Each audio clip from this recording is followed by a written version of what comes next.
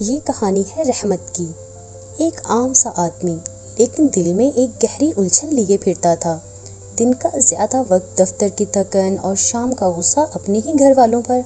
شاید وہ سب سے زیادہ ناراض خود سے تھا۔ اس دن بھی ایسا ہی ہوا۔ رحمت تھکا ہارا گھر آیا اور جیسے ہی بچوں کی آوازیں سنی ضبط ٹوٹ گیا، چیخنے لگا۔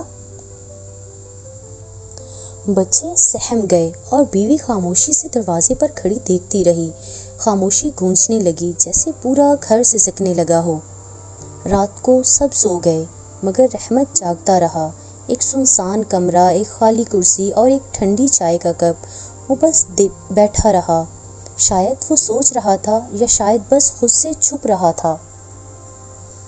اگلے دن ایک پارک میں بیٹھے ہوئے ایک بزرگ نے آ کر اس کے پہلو میں جگہ لی اور خاموشی سے ایک جملہ کہا، بیٹا تم دوسروں پر نہیں خود پر ناراض ہو، اپنے ساتھ مہربان رہو۔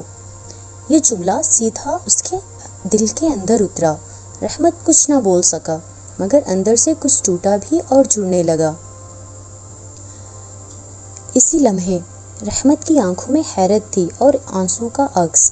کبھی کبھی ایک جملہ، ایک نظر، ایک لمس پوری زندگی کا زاویہ بدل دیتا ہے۔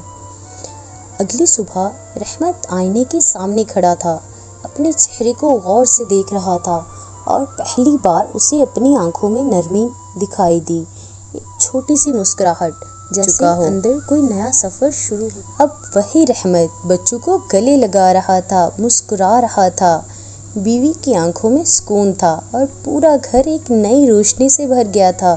اب آواز میں غصہ نہیں تھا، صرف محبت تھی۔